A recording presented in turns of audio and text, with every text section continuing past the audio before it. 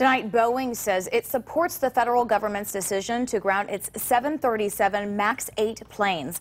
The president announced the decision just hours ago, and this is just days after 157 people died on an Ethiopian Airlines crash. The Federal Aviation Administration says evidence collected today at the site of the crash, along with satellite data, led to the decision.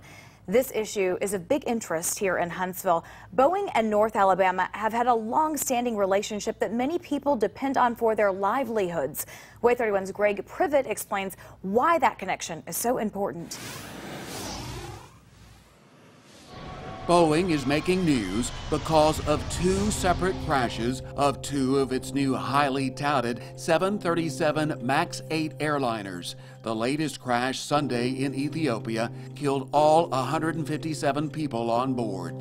In October, another Boeing 737 MAX 8 plunged into the sea and killed all 189 people on Lion Air Flight 610.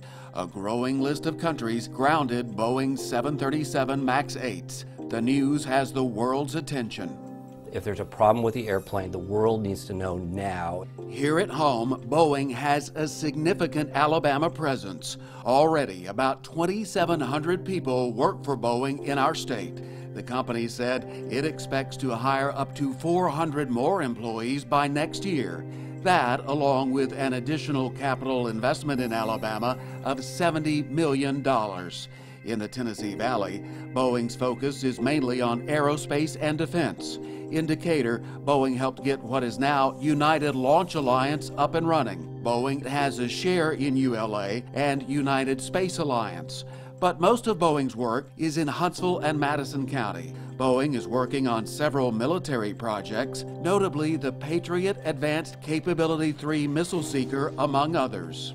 Greg Canfield, Secretary of the Alabama Department of Commerce, underscores Boeing innovation in Alabama is key to our nation's defense and space programs. When it comes to commercial aircraft, Boeing has a relatively small footprint in Alabama.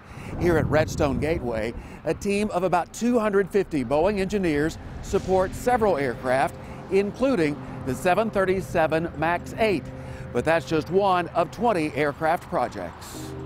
Boeing first made its stake in Alabama in 1962 because of the space program. That commitment remains strong statewide. The most recent economic impact study shows it contributes more than $2 billion a year to Alabama's economy and supports nearly 8,400 direct and indirect jobs. The company spent an extra $749 million in Alabama. That includes $532 million to suppliers. Boeing gave nearly $1.7 million to nonprofits. The company says Boeing is investing in the future of Alabama as a center of innovation, continuing to bring highly skilled jobs and growth to the region.